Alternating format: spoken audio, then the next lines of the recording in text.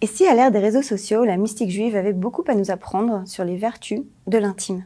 Quelque chose d'étrange se passe dans la parachate Baalotra. Béné Israël sont dans le désert. Après avoir campé près d'1 an en bas de la montagne suite à la révélation du Sinaï, le texte nous renseigne d'un détail presque météorologique qui n'en est pas un. Depuis l'érection du Mishkan et avant même son inauguration, un phénomène étrange le couronne de mystère. Un nuage le jour, un feu la nuit, et cela en permanence. Ainsi en était-il constamment, la nuée le couvrait et l'apparence d'un feu, la nuit. À première vue, tout dans ce récit semble complètement éloigné de nos vies quotidiennes. Si l'on s'en tenait au pshat, on pourrait se voir simplement comme témoin de l'esthétique improbable d'un récit mystique selon lequel la providence divine, manifeste dans les textes par des miracles de la nature, semble au contraire briller dans nos vies quotidiennes par son absence. Et pourtant, si l'on se concentre aujourd'hui sur le nuage comme métaphore symbolique, peut-être vient-il nous donner sans mot dire des clés précieuses sur l'intelligence relationnelle. Je veux parler de l'art de protéger l'intime, un enjeu qui est devenu d'autant plus précieux à l'ère de la publicisation du soi sur les réseaux sociaux. Dans le récit biblique, le Hanan, le nuage qui recouvre de jour le Mishkan, n'est pas qu'un guide pour Béné Israël en chemin.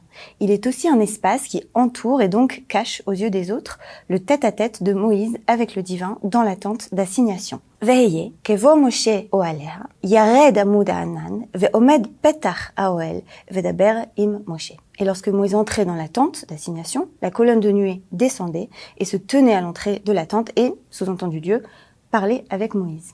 Comme les fenêtres floutées des salles de bain, comme les rideaux de voile que l'on met à nos fenêtres afin de percevoir la lumière du jour sans être vu, le nuage protège l'intimité des regards extérieurs. Et c'est aussi en quelque sorte le rôle de la souka, dont Rabbi Eliezer dans le Talmud suggère que cette cabane temporaire destinée à laisser entrevoir le ciel n'est autre qu'une métaphore pour les Hanané Hakavod, les nuages de gloire divine. Or, pour le prophète Isaïe, la souka est aussi une métaphore pour la choupa des mariés, cette structure encore plus temporaire qui symbolise à la fois la souka de Shalom, la protection divine, et le futur foyer que construiront les époux. Pourquoi faut-il un nuage pour faire maison ? Parce que construire un foyer suppose une intimité, et que l'intimité commence lorsque l'on se cache des regards extérieurs. À l'époque de la glorification du partage de l'intime sur les réseaux sociaux, l'enseignement du nuage est peut-être un rappel précieux de ce qui peut nous protéger contre la désintégration de l'être, quand plus rien ne recouvre l'intime. La sagesse du nuage est plurielle. De là vient le voile dont on recouvre la mariée, le visage de la mariée avant qu'elle n'entre dans la choupa, un nuage qui voile l'être au sein d'un nuage, qui englobe de sa souka protectrice le moment d'union des époux, avant qu'ils ne se dirigent justement vers ce qu'on appelle le cheder yichud, la chambre de l'union et de l'intimité, où ils seront pour un temps cette fois complètement abstrait des regards avant d'aller rejoindre la fête. Ainsi, le nuage, à l'image de la choupa, nous offre une leçon essentielle sur l'art de faire couple. Si je veux qu'il y ait un nous deux, il faut à un moment s'extraire du nous tous, collectif. Or cela passe par se dérober au regard des autres.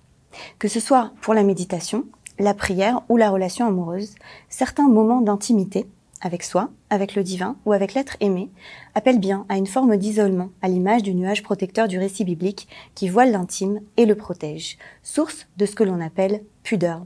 La pudeur naît donc de l'idbo des doutes, de l'isolement. Mais aussi, la métaphore du nuage nous rappelle que l'intimité, afin de protéger ce qu'elle recouvre, doit être protégée elle-même. Le nuage, essentiel pour dérober au regard, le yichud entre Moïse et le divin, qu'il recouvre dans le texte biblique, et, comme sous la choupa, l'inauguration d'une intimité nouvelle entre des êtres, mais il est à la fois fragile et éphémère.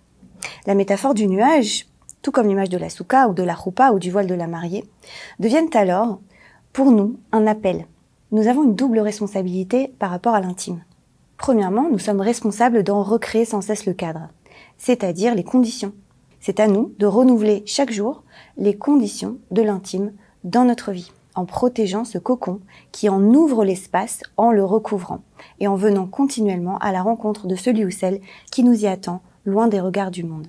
Cela vaut pour mon intimité avec mon âme, que j'apprends à cultiver lorsque je médite, pour mon intimité avec le divin, que j'apprends à cultiver lorsque je prie, et pour ma relation avec l'être aimé que je nourris dans l'intimité du yichud. Ensuite, nous sommes responsables de protéger la qualité de notre intimité. À nous, rappelle discrètement l'image du nuage, de cultiver un lien intime qui respire et non qui sclérose. Tout comme la peau, le nuage, en voilant pour dérober au regard extérieur ceux qu'il protège, laisse néanmoins transparaître la lumière du jour. une relation qui couperait complètement de l'extérieur serait suffocante. Si une intimité saine demande à être protégée des regards, elle n'a pas pour autant vocation à couper du monde. Alors aujourd'hui, à l'heure des dévoilements compulsifs de soi, en corps et en âme sur les réseaux sociaux, alors que la culture encourage l'exhibition de l'intime sur la surface des écrans, l'enseignement du nuage apparaît comme un remède précieux au mal paradoxal de notre temps, l'isolement physique et émotionnel dont souffrent de plus en plus d'individus à l'époque de l'hyperconnectivité. S'il y a du bon dans l'ouverture et le partage sincère, les psychologues montrent déjà depuis plusieurs années les ravages que font sur l'économie psychique et affective des individus la nouvelle norme sociale des partages de soi illimités devant le collectif aveugle et indiscriminé des réseaux, ce déshabillement de l'être devant une foule inconnue à qui l'on donne le pouvoir de nous évaluer par des pouces ou par des commentaires gratuits sans se rendre compte souvent du coût en termes d'estime de soi et de perte du coût de la vraie rencontre. Celle qui implique de se dérober, ne serait-ce qu'un instant, au regard de tous, pour ouvrir les portes de l'intime.